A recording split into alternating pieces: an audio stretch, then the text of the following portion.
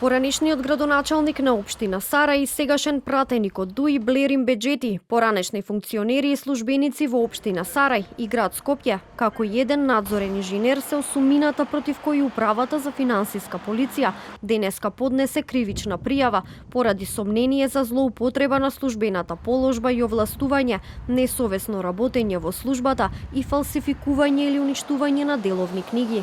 Според финансиската полиција, осомничените изготвувале и одобрувале план за градба со невистинита содржина, а надзорниот инженер го одобрил. Со тоа овозможиле на компанијата Азра Идрис Доел од село Глумово, Скопје, да се стекне со противправна имотна корист во износ од 1.700.000 евра.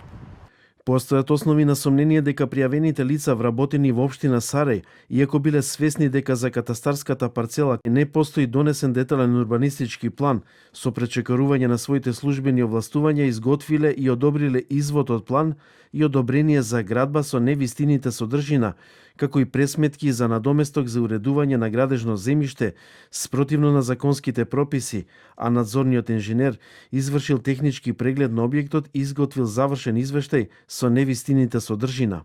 Беџети во изјава за телевизија 24 вели дека не се чувствува одговорен. За него поднесената кривична пријава е политички прогон и обид за политичка дискредитација. Политички прогон сака да наметнат и ништо повеќе, но тоа нема никако да го скршне мојот пат за политичките определби и ќе се докаже дека се филмови, обид за политичка дискредитација и ништо повеќе. Дали вие се чувствувате одговорен?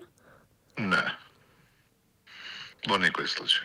Од основното јавно обвинителство велат дека ја примиле пријавата и веќе преземаат дејствија на проверки. Според финансиската полиција, кривичната пријава е поднесена за сторени кривични дела, злоупотреба на службената положба и овластување од член 353 од Кривичниот законник, несовесно работење во службата од член 353В од Кривичниот законник и фалсификување или уништување на деловни книги од член 280 од Кривичниот законник. Во моментов на сила е Кривичниот законник со кој владата на СДСМ и ДУИ во 2023 година ги намали казните за злоупотреба на службената должност, а најголем број од случаите на СДСМ паднаа во вода.